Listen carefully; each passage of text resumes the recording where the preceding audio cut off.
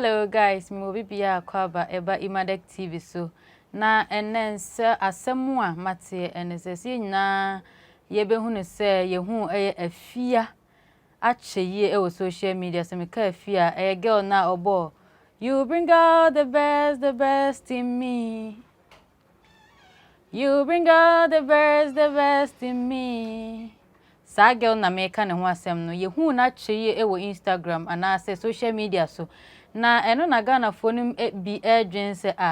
aden onyema na ana se bibi ene enkoye nti na nanse ye nhunu no nse Ghana celebrities there omonyemu ana omape ba bia akotwere se de be ya omuwuwia na fa mabeche se sa na wo monyemu ana se bibi sa Ghana fo ne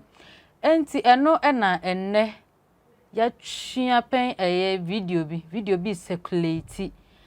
echire adibi na ansa na mekasa akwa animu no yenhwe video no embra.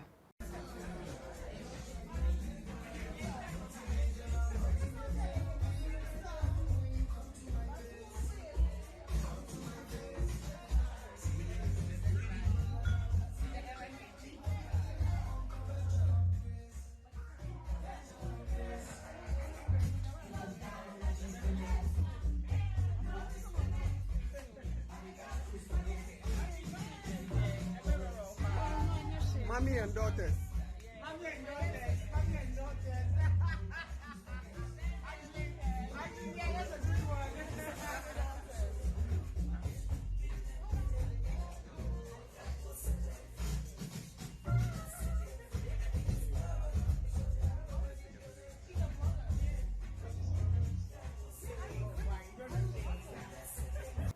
Wow. Na just say Efya ta wanko na ye hu no social media no na just say bibi ekoso eyenyem na onyem ana say ye normal afunu because sa afro we dey tama na ye hu no na oye treat me like your brother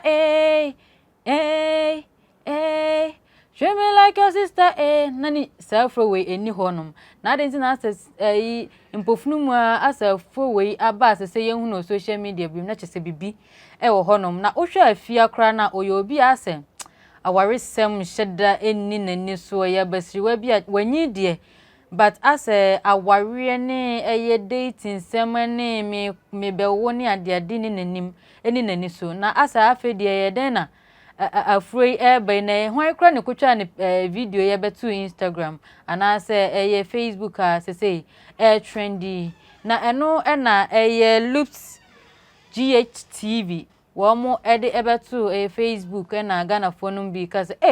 Ghana for them kasa bloggers mo kasa papa na da onyo oba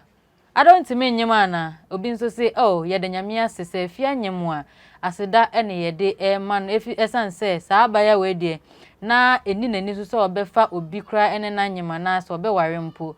sese die so obi china tena se na ye hu no social media kra na obanyim awie kra nsa na oba ye de nyame ase eni ade na me sure say obe subscribe na wa share na wa like me video yi anase video yi amayen